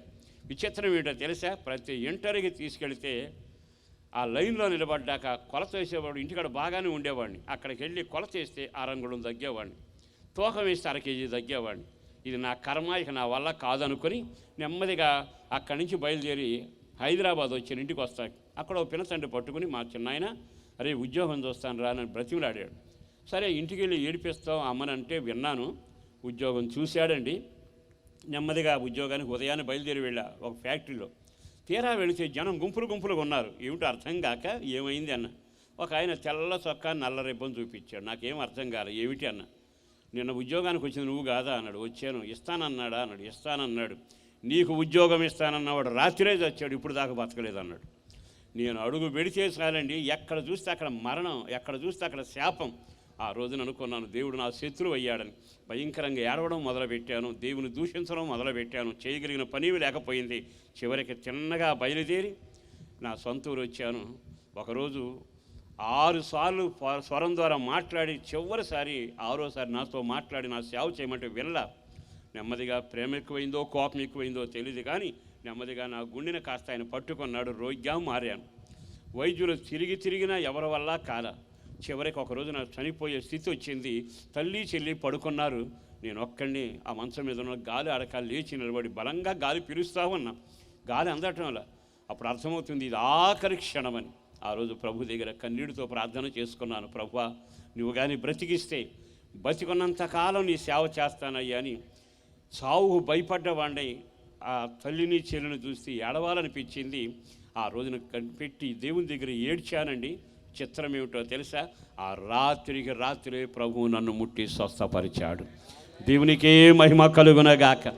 ఆ రోజున సేవలు అడుగుపెట్టి పిలుపు దర్శనం కలిగి సేవతో అడుగుపెట్టి సేవారంగంలో కొనసాగుతూ వచ్చాను. ఆ రోజున ప్రభు దగ్గర నేను ప్రార్థన చేస్తూ ఉండగా ఒక వాక్యం ద్వారా నన్ను దర్శించాడు. నువ్వు ఎక్కడికి వెళ్ళినా నువ్వేం కంగారు పడబాకు, మాట్లాడేది నేను, నువ్వు ఎవరి మీద చేతులుంచాను నేను కార్యం చేసుకుంటాను. నేను అనుకున్నది ఏమిటంటే సేవకుని మందిరంలో పనిచేద్దామని, కానీ దేవుడు సేవకుడుగా నిలబెడతానని చెప్పాడు. తర్వాత ఏమన్నాడు తెలుసా, నువ్వు వెళ్ళు, నీ వెనక నా హస్తం బయలుదేరి వస్తుంది అని. ఆ రోజు ఆ మాట ఇంకా గుర్తుందండి, బైబిల్ లేఖనంలో కనబడుతుంది. వృద్ధికి పొందడానికి కారణం ఏమిటో తెలుసా, అతని వెనక యెహోవా హస్తం చాపబడెను. ఇస్సాకు చరిత్రలో చూస్తుంటే యెహోవా హస్తం చాపబడెను. నీ శత్రువులకు విరోధంగా, నీ కార్యక్రమాలకు విరోధంగా ఎవ్వరు నిలవడానికి అవకాశం లేదు. ఆయన చెయ్యి చాపాడు, అద్భుతమైన కార్యం జరిగింది. ఆ తర్వాత శత్రువులు మిత్రులు అయ్యారు, వాళ్ళ కాళ్ళబేరానికి వచ్చారు, సమాధాన పడ్డారు, భోంచేసి వెళ్ళగలిగారు. ఈ రాత్రి ఓ సేవకుడిగా చెప్పగలిగిన మాట, నీ వ్యక్తిగత జీవితంలో యోధావారు వృద్ధి చెందినట్లుగా మిగిలిన వంశాలు వర్ధిల్లలేదు. మరి యోధావారు ఎందుకు వర్ధిల్లగలిగారు? మొదటిది కాడి విరవబడి విడుదల పొందిన జీవితం, రెండవది స్తుతించే అనుభవం, మూడవది ప్రార్థనా జీవితం, నాలుగవది ఏమిటో తెలుసా, నీ ప్రార్థన వలన నీ వెనక దేవుని చెయ్యి నీ వెనక వచ్చునుగాక. గట్టిగా చప్పట్లు కొడదామా? ఒకసారి గట్టిగా చప్పట్లు కొడదాం. దేవుని నామ ఘనత కొరకు చెబుతున్నాను. ఆ రోజున 25 మందితో నా సేవ ప్రారంభం, మా నాన్నగారు విడిచిపెట్టిన ఆ 25 మందితో ప్రారంభించాను. ఈ రోజున వేల ప్రజలు, ఒకేసారి వేల మంది కూర్చుని ఆరాధన స్థలాలు ఇచ్చాడు. దేశ విదేశాలు 16 దేశాలు తిరిగి రావడానికి, పాల్ యాంగచవ్ గారి చర్చి కానీ, ఇజ్రాయెల్ దేశం కానీ, సౌత్ కొరియా కానీ, సౌత్ ఆఫ్రికా కానీ, ఘనత కొరకు నేను చెప్పడంలా, ఎప్పుడైతే మనం ఒక ప్రార్థనాపరుడిగా ఆయన సన్నిధిలో మోకరిస్తామో, స్తుతి చెల్లించే ఒక వ్యక్తిలాగా చేతులు పైకెత్తి స్తుతి ఆరాధన చేస్తాము, కాడి కింద ఉన్న పలుపులు తెంపబడి కాడి బ్రతుకు నుంచి ప్రభు రక్తం ద్వారా కడగబడి దేవుని సొత్తుగా బ్రతుకుతాము. ఆయన అంటున్నాడు తప్పక ఇతరు వృద్ధిలోకి వస్తాడు. ఆ రోజున ఆ కార్యం చేయబట్టేగా ఓ తుప్పు సైకిల్ మీద తిరిగేవాడిని, ఒకే నెక్కలో ఒకే షర్ట్తో ఉండేవాడిని. కానీ నా దేవుడు ఆశీర్వదిస్తే ఆ విమానాలు ఎక్కిన రోజున కళ్ళలో నీళ్లు తిరిగాయి. 16 దేశాలు తిరిగి రావడం మామూలుగా కాదుగా. ఓ రకంగా చెప్పాలంటే ఈ రోజున వేల మందికి పెట్టగలిగి, గుప్పిని విప్పగలిగి అనేక సేవకులను తయారు చేసే ఒక బలమైన సాధనంగా. దీనంతటి కారణం నా తెలివి నా భక్తి కాదు, లేఖనాల ప్రకారం ఉంది. నువ్వు వృద్ధి చెందాలి అనుకుంటే దేవుని సందులో ఎంత ప్రార్థనాపరుడవై ఉండాలో తెలుసా? నువ్వు బయలుదేరినప్పుడల్లా దేవుని హస్తం నీ వెనకుండునగాక. ఆమేన్. గట్టిగా చెప్పాలి, ఆమేన్. దేవుని హస్తం నీ వెనక ఉండునగాక, దేవుని హస్తం నీతో ఉండునగాక. మరి ప్రార్థన అనుభవం అంతవరకు వచ్చామా? ఎప్పుడు ముగుసుద్దో, ఎన్నో పాయింట్లు చెబుతాడో ఈయన అనుకోబాకండి. కొంతమందికి వాక్యం అంటే కష్టం, కొంతమందికి ప్రార్థన అంటే బాధ. మన సహోదరులు ప్రార్థన చేస్తారా? మొదలు పెడతారు. ఆమె ఏమంటే తెలుసా, ఈ మొదలు పెట్టిందంటే ఇప్పుడు ఆపద గంటన్నర చేస్తుంది. అంటే ప్రార్థన అంటే బాధ, వాక్యం అంటే బాధ. వృద్ధిలోకి ఎలా వస్తావు? యోధావారు ఎందుకు వర్ధిల్లారు? వాళ్ళ వంశమే స్తుతి, అతని పేరే స్తుతి, ఆ ఇంట్లో తిరిగే కొడుకే స్తుతి, ఆ తల్లి స్తుతి. నిజంగా ఒక్క క్షణం ఆగి ఆలకించండి. 10 పైసలు లేకపోయినా, ఒంటి మీద బట్ట లేకపోయినా, కనబడిన వాళ్ళు ఎవరు పలకరించకపోయినా, నీ వెనక తిరిగే జనం లేకపోయినా చరిత్ర తిరగబడబోతా ఉంది. రోషం కలిగిన దేవుడు నిన్ను నీ కుటుంబాన్ని వృద్ధిలోనికి తీసుకొని రాబోతున్నాడు. యోధావారు వృద్ధి చెందినట్లుగా మీరు వృద్ధి చెందినట్లుగా కడగబడిన జీవితం అయి ఉండాలి. రెండవది, నీ వ్యక్తిగత జీవితంలో స్తుతించే ఆరాధికుడుగా ఉండాలి. మూడవదిగా ప్రార్థనాపరుడవై ఉండాలి. నీ ఆత్మీయ స్థితిలో ఎదిగిన అనుభవాల్లో దేవుని హస్తం నీ వెనక బయలుదేరునగాక. అక్కడ రాసి ఉందిగా, యోధా బాహుబలం అతనికి చాలునట్లు చేసి శత్రువులకు విరోధంగా అతనికి సాయం చేయడం మొదలుపెట్టాడట.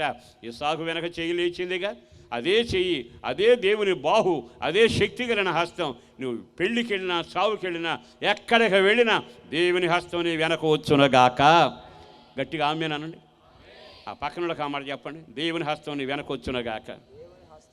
సేవకులతో చెప్తానండి, దేవుని హస్తం మీ సేవలో వెనకొచ్చునేగాక. ఆయన హస్తం చాపబడిందా, శత్రువులు సాగిలపడబోతున్నారు. మీకు విరోధంగా లేచిన ఆటంకాలు తొలగించబడుతున్నాయి. ఎరుకో కూల్చబడబోతుంది, యోర్దాను నిలవబోతుంది, ఎర్ర సముద్రం ఆరబోతుంది, అగ్ని చల్లబడబోతుంది. చరిత్రలో ఎవరికి జరగని కార్యాలు మీ సేవలో జరుగునగాక. మీ కుటుంబాలు అంతకంతకు వర్ధిల్లునగాక. చరిత్ర తిరగబడుతున్న రాత్రి. చివరిగా ఇంకొక మాట చెప్పి నేను ముగిస్తానండి. ఇంతకీ యోధా వృద్ధి పొందడానికి మరొక కారణం ఆదికాండం 49లోకి వద్దాం. ఆదికాండం 49 అధ్యాయంలో చూడండి, చాలా తేటగా రాయబడిన ఆ వాక్యాన్ని కూడా మీకు జ్ఞాపకం చేస్తే మంచిదని నేను అనుకుంటున్నాను. ఒక్క క్షణం ఆ వాక్యాన్ని జాగ్రత్తగా 49 అధ్యాయంలోకి వస్తే, ఆ దైవజనుడు వాళ్ళ తండ్రి వాళ్ళని దీవిస్తూ వచ్చాడు. ఏమని దీవిస్తూ వచ్చాడంటే, యోధాను గురించి 8వ వాక్యం 49:8 చదువునాను. యోధ నీ సహోదరు నిన్ను స్తుతించెదరు, నీ చెయ్యి నీ శత్రువుల మెడ మీద ఉండును. ఇప్పుడు ఈ మాట నోడుతూ అందరూ చెప్పండి. నీ చెయ్యి నీ శత్రువుల మెడ మీద ఉండును. మళ్ళా నీ యువతను మీరు ఆ మాట చెప్పాలి. నీ చెయ్యి శత్రువుల మెడ మీద ఉండును. ఉండును గాక. నీ చెయ్యి ఎక్కడ ఉండాలి ఇప్పుడు చెప్పాలి? శత్రువు మెడ మీద ఉండాలి. మన చెయ్యి శత్రువు మెడ మీద ఉందా?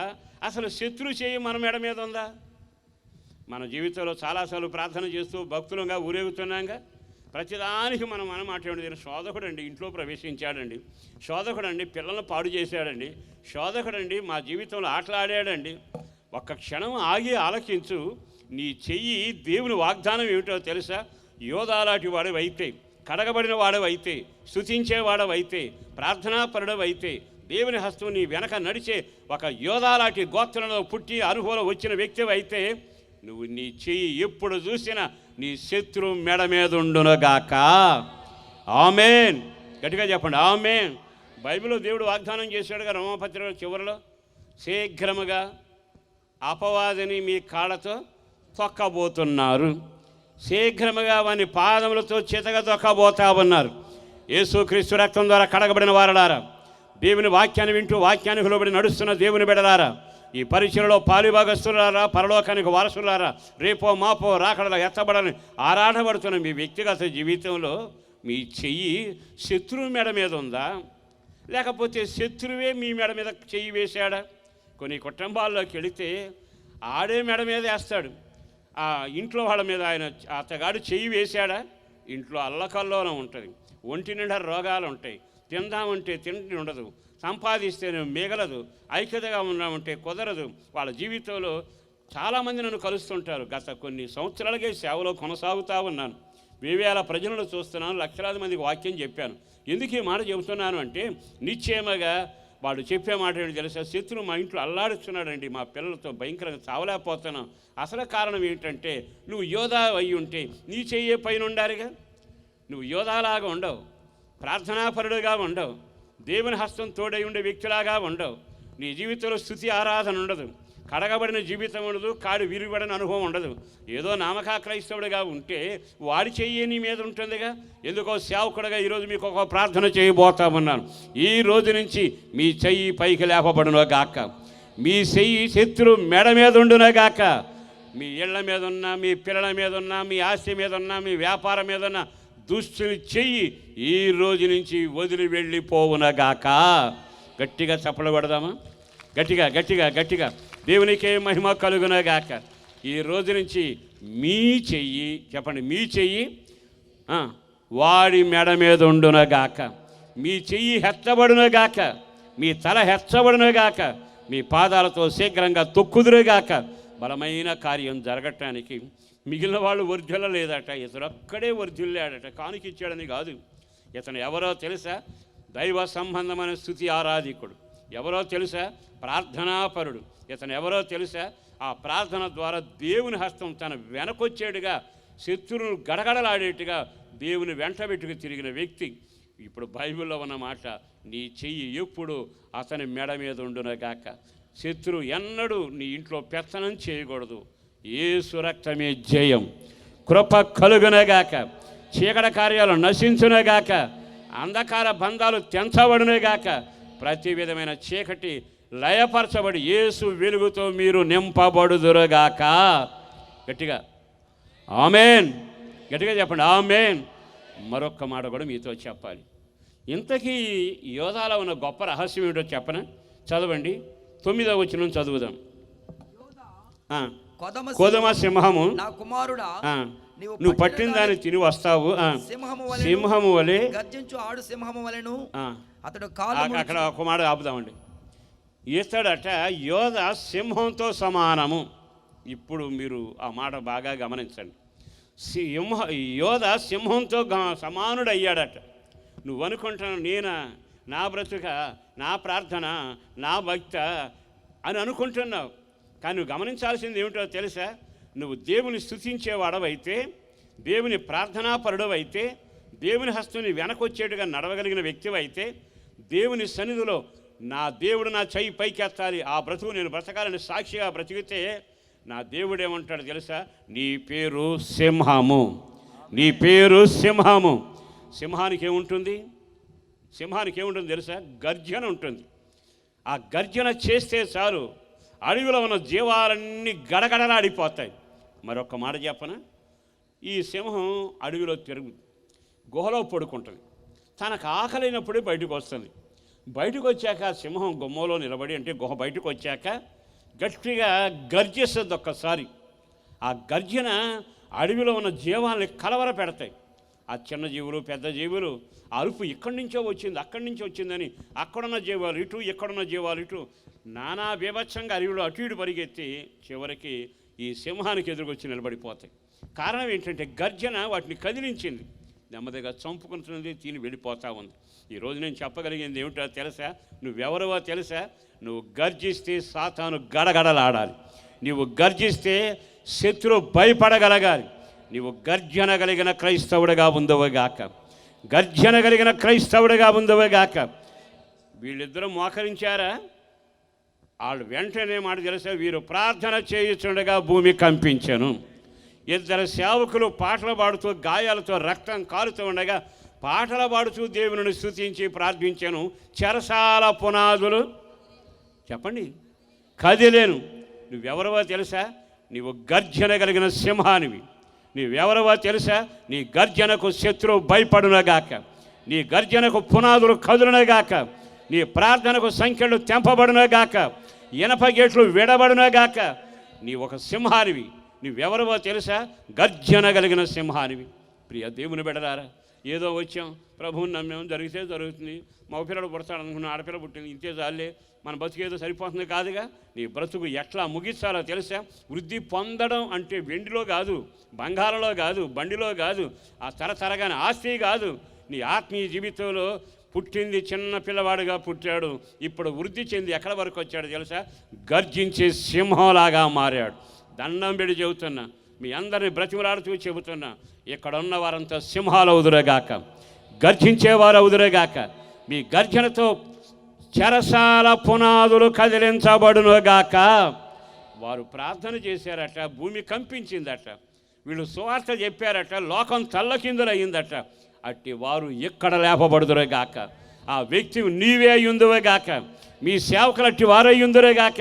మీరు అడుగుపెట్టిన చోటల్లా అద్భుతాలు పెళ్ళుబుకునేగాక. మరి ఈ రోజున అతడు వర్ధిల్లేను, అతడు వృద్ధి చెందను, మిగిలిన వాళ్ళు వర్ధిల్లలేదు. ఒక క్షణం ఆగి ఆలకించి ఇతని లక్షణాలు విన్నాక ఇతని జీవితంలో గర్జన కలిగిన క్రైస్తవుడిగా ఉండాలిగా. మరి నీ జీవితంలో ఎప్పుడు సణుగులు ఎంచుకుంటుంది? నీ జీవితంలో ఎప్పుడు దేవుడిని మర్చిపోయిన సన్నాయి మోత ఎందుకు ఉంటుంది? దేవుని వాక్యం వింటున్నా, చదువుతున్నా, దేవుడేదో నమ్మాను కానీ పెద్ద మేలు జరగలేదు. అసలు నువ్వు సింహం అనే సంగతి మర్చిపోతున్నావుగా. నిన్ను చూస్తే అడవిలో జీవాలని గడగడలాడాలి. లేఖనాల్లో కనబడుతుంది, ఒక్కడు చాలండి, జనమంతా ఎదురుగా నిలబడ్డారు, రాజులు కూలబడ్డారు, సేనాధిపతి చతికిలబడ్డాడు, దావీదు లేచి వచ్చాడు. ఒక్కసారి నిలబడి ఒడిశాల పట్టుకుని వెళతా ఉంటే అతను అంటాడు, ఏమనుకుంటున్నావు, కుక్కను అనుకుంటున్నావా అన్నాడు. నా ఎత్తు చూడు, నా రంగు చూడు, నేను కప్పుకున్న ఇత్తడి చూడు, నా యొక్క పరివారం చూడు, అదంతా నాకు అనవసరం. నేనెవరినో తెలుసా? నా వెనక యోధా గోత్రపు సింహం వస్తుంది. నేనెవరినో తెలుసా? ఆ సింహపు బిడ్డను ఒకే ఒక గర్జన చేసి అన్నాడు, నువ్వు ఎంతకాలం అరిచి అరిచి వీళ్ళను భయపెట్టావు, నేను ఇప్పుడు గర్జన చేయబోతున్నాను, దేవుడు నిన్ను నాకు అప్పగించబోతున్నాడు. నమ్మిన వాడు చెయ్యి తామేనానండి. దేవుడు నిన్ను నాకు అప్పగించబోతున్నాడు. గొలియాతు అరిచావుగా, కేకలు వేసావుగా, ప్రజలను బెదిరించావుగా. ఒక్క క్షణం ఇతడు ఎంత, ఇతను ఎత్తు ఎంత, ఇతను వయసు ఎంత, ఇతను చేతిలో ఉన్న ఒడిశాలెంత, నా దేవుడు ఎవరు తెలుసా? ఒడిశాలగలిగిన, గర్జన కలిగిన, ప్రార్థన కలిగిన వ్యక్తులు ఎక్కడున్నా ఎత్తైన శిఖరాలు కుప్పగూలిపోతాయి, శత్రువులు నేల కొరిగిపోతాడు, సంఖ్యలు తెంపబడతాయి, తెలుపులు తెరవబడతాయి, అద్భుతాలు జరుగుతాయి. ఆ వ్యక్తివి, ఆ గర్జన కలిగిన సింహానివి నీవే, ఆ సింహానివి నీవే. ఆ అనుభవానికి రాగలిగితే నీ జీవితం ఎంత దీవెనకరంగా ఉంటుంది. రేపో మాపో ప్రభు వస్తున్నాడు. ప్రభు రాకడలో ఎత్తబడతాం, ఆయన సందులో నిలుస్తాం, ఏలేవారిగా ఉండబోతున్నాం. యోధా గోత్రపు సింహానికి తగ్గట్టుగా సింహపు పిల్లలుగా మన పైన సాగాలిగా. ఈ రాత్రి ఓ సేవకుడిగా దండం పెట్టి ప్రభు మాటలు ముగిస్తూ చెప్పగలిగిన మాట, నువ్వు వృద్ధిలోకి వచ్చావా? నీ ఆత్మీయ జీవితంలో అభివృద్ధి చెందగలిగావా? యోధా వారు వృద్ధి చెందినట్లుగా నీ వర్ధిల్లాలుగా. తడివి చూడు, ప్రార్థన ఉందా? తడివి చూడు, దేవుని హస్తం నీ వెనకుందా? తడివి చూడు, నీ చెయ్యి పైనుందా కిందుందా?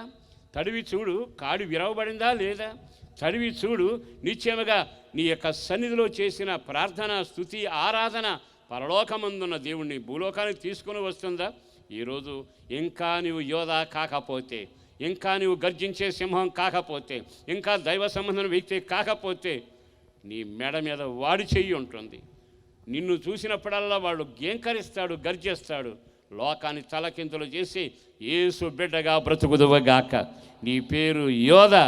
నీవు గర్జించేవాడవి, చీల్చుకుని చెండాడగలిగిన వాడవి. నువ్వు కేక వేస్తే సముద్రాలు అల్లకల్లమయ్యే అద్భుతమైన కార్యం జరగబోతుండగా ఒక్క క్షణం ఆయన వైపు తిరుగుదామా?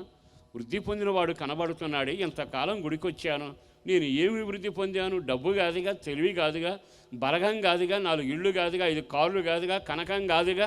ఆధ్యాత్మికంగా నువ్వెవరవై ఉండాలంటే కొదుమ సింహం, దేవుని బిడ్డకు ప్రతినిధిగా నువ్వు బ్రతకగలగాలి. అలాంటి రోజులు రాబోతా ఉన్నాయి. అందుకే ఈ రోజున ఆయన అంటున్నాడు, ఎంతమంది ఉన్నా ఇతడు వర్ధిల్లినట్లుగా. ఈ రాత్రి బ్రతిమలాడుతూ చెబుతున్నాం, నీవు వర్ధిల్లాలి, నువ్వు క్షేమంగా విస్తరించాలి, అన్ని కోణాల్లో విస్తరించి దేవునికి ప్రతినిధిగా నిలవగలగాలి. ప్రభువా, ఇంతకాలం ప్రార్థనాపరుడుగా లేనయ్యా, ఇంతకాలం స్తుతి ఎరగనయ్యా, ఇంతకాలం దేవుని సన్నిధిలో ప్రార్థన అనామగా చేశానయ్యా, దేవుని హస్తం నా వెనక రావటం లేదయ్యా. ఇన్ని సంవత్సరాలున్నా నా మీద వాడు చెయ్యి ఉంటుంది కానీ వాడి మేడ మీద నా చెయ్యి లేకపోయిందయ్యా. ఈరోజు నన్ను నీకు అప్పగించుకుంటానయ్యా, నా జీవితం నీ చేతుల్లో పెడతానయ్యా. ఒక్క క్షణం యోధాలాగా నన్ను మార్చవా? యోధాలాగా సిద్ధపరచవా? యోధాలాగా గర్జించేవాడుగా చేయవా? యోధాలాగా జయించేవాడుగా చేయవా?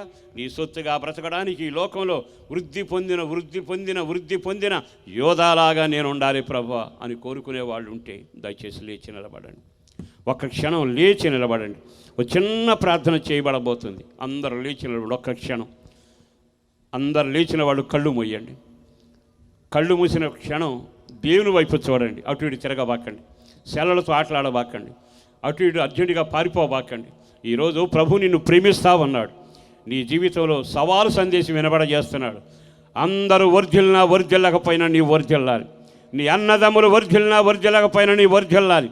నీ పక్కనున్న సంఘాలు వర్ధిల్లకపోయినా నీ సంఘం వర్ధిల్లగలగాలి. నీ ఆత్మీయత వర్ధిల్లగలగాలి. నువ్వు ఎవరిలాగా వర్ధిల్లాలో తెలుసా? గర్జించే సింహంలాగా. నువ్వెవరిలాగా వర్ధిల్లాలో తెలుసా? నీ చెయ్యి పైన ఉండేటట్టుగా నీ ఆత్మీయత ఎదగాలి. చేతులు పైకెత్తుతారా? ఒక్క క్షణం. ప్రభువా, నన్ను యోధాలాగా మార్చవా? నిశ్చయముగా నా చెయ్యి పైన ఉండాలయ్యా. సాతాను నా మెడ మీద చెయ్యి వేసింది, నా పిల్లల మీద చెయ్యి వేసింది. ఇంట్లో నెమ్మది లేదయ్యా, రాబడి లేదయ్యా, మిగలటం లేదయ్యా, ఐక్యత లేదయ్యా, అల్లకల్లోలంగా నా ఇల్లు నిండిపోయిందయ్యా. మరొక్కసారి నన్ను కనికరించవా? యోధాలాగా నేను బ్రతకగలుగునట్లు ఒక్క క్షణం ఆయన వైపు తేరి చూస్తూ, ప్రభువా, నా చెయ్యి పైన ఉండాలయ్యా, నిన్ను నమ్ముతున్నాను, నీ వాక్యానుసారంగా జీవిస్తాను. కాడి విరవబడిన వాడిగా, నిత్యముగా స్తుతించేవాడిగా, ప్రార్థనా పరుడిగా నేను ప్రార్థన చేస్తుండగా నీ హస్తం నా వెనక రావాలయ్యా. నేను బ్రతికినంత కాలం సాతాను మీద జయం పొందిన జయవీరుడిగా ఉండాలి. నా చెయ్యి పైన ఉండాలి. నీవు యోధా గోత్రపు సింహపు బిడ్డలాగా నీవు దేవుని సందులో వర్ధిల్లగలగాలి. నీవు గర్జన కలిగిన క్రైస్తవుడు. గర్జన కలిగిన క్రైస్తవుడు ఒక్క క్షణం చేతులు పైకెత్తండి. చేతులు పైకెత్తి, ప్రభువా, యోధా గోత్రపు సింహమా, నీ బిడ్డల్లాగా నన్ను మార్చవా, నీ సొత్తుగా నన్ను పయనింప చేయవా. ఇంతకాలం వృద్ధి లేకుండా పడి ఉన్నానయ్యా. ఆ ఇంట్లో చాలామంది కుటుంబ సభ్యులున్నా యోధా వంశమే వర్ధిల్లింది, యోధా అనే వ్యక్తే వర్ధిల్లాడు. ఈరోజు నీ మాటల ద్వారా నాతో మాట్లాడావు. నన్ను జీవింప చేయవా, నన్ను వర్ధిల్ల చేయవా, సింహంలాగా నన్ను మార్చవా, గర్జించేవాడిగా మార్చవా, సాతానుని చీల్చగలిగేట్టుగా జయ జీవితం నాకు కలగాలయా. ఆ కార్యం జరగాలని ఒక్క క్షణం శిలువలో వేలాడిన యేసు వైపు చూడు. యోధా గోత్రపు సింహంలో నీ పేరు నమోదు చేయబడబోతుంది. ఆయన బిడ్డగా నువ్వు బ్రతకబోతున్నావు. ఆయన బలమైన కార్యాలు చేయబోతున్నా. ఈ శుభవేళ వృద్ధిలోకి వచ్చిన సింహంలాగా నిన్ను మార్చబోతావన్నాడు. ప్రభువా, ఇంతకాలం బలహీనుడనయ్యా, కాడి విరవబడక, స్తుతి లేక బలహీనుడైన ప్రార్థనాపరుడిగా నేను వెనకబడ్డానయ్యా. ఇదిగో ఈ రోజున సింహగర్జన చేయగలిగిన ఆధ్యాత్మిక ఎదుగుదలలో నేను ఉండగలిగినట్లు, నా చేయి పైన నిలవగలిగినట్లుగా నా జీవితాన్ని నీ చేతిలో పెడుతున్నాను. ప్రభువా, ఆ విధంగా నన్ను హెచ్చించి వృద్ధిలోనికి తీసుకురా ప్రభువా అని కోరుకునేవాళ్ళు ఉంటే మీ కుడి చేయి పైకెత్తండి. మీ కొరకు చిన్న ప్రార్థన చేస్తాను. పరిశుద్ధుడును ప్రేమామడి నా ప్రభు, వందనాలయ్యా. అపారమైన నీ ప్రేమ కొరకు ధన్యవాదాలు. ఈ శుభవేళ నీ మాటలు వినడానికి అవకాశం కలిగించారు, అందుకు వందనాలు. పేరు పేరున బిడ్డలను దీవించండి. వాక్యం గుండెల్లో స్థిరపరచండి. వాక్యానుసారమైన నడకను కలుగ చేయండి. అనామకులుగా బ్రతకడానికి, లోకులు బ్రతికినట్లుగా మేము బ్రతకకుండినట్లుగా ఒక ప్రత్యేకమైన వృద్ధిని మేము చూడగలగాలయ్యా. ఆ అభివృద్ధి నీ ద్వారా కలగాలయ్యా. అట్టి బలమైన కార్యాలు జరిగించండి. ప్రతి వారిని దీవించండి. ఇక్కడ కూడి వచ్చిన వారి కొరకు, లైవ్లో ఉన్న వారి కొరకు, వాళ్ళ కుటుంబాల క్షేమం కొరకు, రక్షణ కొరకు ప్రార్థిస్తున్నాం. అలాగే తోటి సేవకుల కొరకు, ఆహ్వానించిన సేవకుని కుటుంబం కొరకు ప్రార్థిస్తున్నాం. ఇక్కడ ఎవరైనా బలహీనులు, రోగులై ఉంటే వారి మీద మీ చెయ్యి చాపబడాలయ్యా. ప్రతి బలహీనత యేసునామాన్ని లయపరచబడునుగాక. పిల్లల చదువుల కొరకు, ఉద్యోగాల కొరకు, ఎదిగిన పిల్లల ఎదుగుదల కొరకు, వారి వివాహాల కొరకు, సంతానం లేని వారి కొరకు, పెళ్లికి ఎదిగిన బిడ్డల వివాహాలు ఘనంగా జరిపించబడినట్లు, అలాగే ఆధ్యాత్మికంగా చల్లబడ్డవాడు లేపబడాలి, రక్షణ లేని వారికి రక్షణ కలగాలి, ప్రార్థనాత్మ చేత ప్రజలు నింపబడాలయ్యా. వాళ్ళ అవసరాలన్నీ తీర్చబడాలి, నీకు సాక్షులై ఉండాలి. గర్జించగలిగిన సింహముగా ఈ రోజు నుంచి ఇక్కడి నుంచి బయలుదేరి వెళ్ళాలి ప్రభువా. అట్టి బలమైన కార్యాలు చేసి దీవించి ఆశీర్వదించి మేలు చేయమని యేసు పరిశుద్ధ నామాన ప్రార్థించి వేడుచున్నాము తండ్రి. ఆమేన్.